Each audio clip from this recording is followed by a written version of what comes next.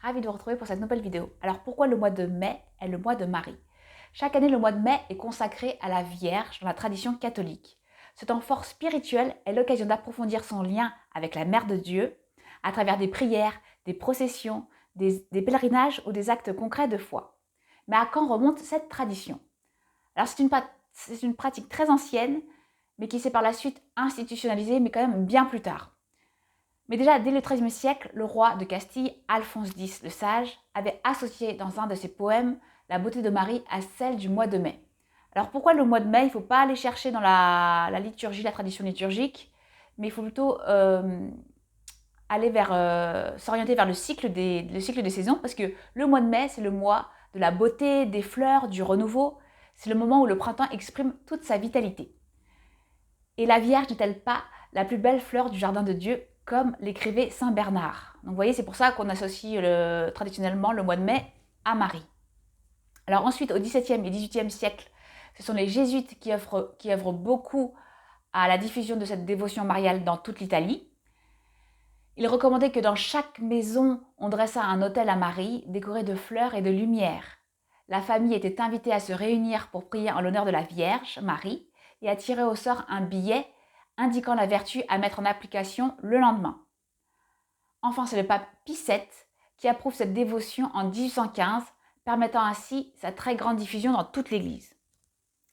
Alors, c'est une dévotion si efficace qu'en fait, cette dévotion mariale du mois de mai a préparé l'apparition réelle de la Vierge à Pomain. Alors, j'ai fait toute une vidéo là-dessus, je vous mettrai le lien dans la vidéo, n'hésitez pas à vous y rendre parce que c'est une histoire passionnante. Alors, ce qu'il faut savoir dans cette histoire, c'est que l'abbé Guérin instaure la dévotion mariale du mois de mai en 1846 dans cette petite bourgade de la Mayenne. Donc, en fait, chaque matin, les enfants, avant de se rendre à l'école, se rendaient en procession à l'église paroissiale. Alors, emmenés par les sœurs, ils déposaient un bouquet de fleurs au pied de la statue de la Vierge qui était dans l'église, voilà. Ils récitaient une dizaine de chapelets et chantaient un cantique marial. Donc ça, ils le faisaient tous les matins avant d'aller à l'école durant tout le mois de mai. Alors, ainsi, chaque mois de mai, donc chaque mois de Marie, entre 1846 et 1871, a été une préparation à la véritable apparition de la Vierge du 17 janvier 1871, donc à Pontmain. Et donc, n'hésitez pas à voir la vidéo, j'ai mis l'affiche dans cette vidéo. Donc, ce qu'on peut dire, c'est que le mois de mai est donc l'occasion privilégiée de mettre la Vierge au centre de nos préoccupations quotidiennes, au centre de nos prières. Et comment? Donc, il y a plusieurs moyens.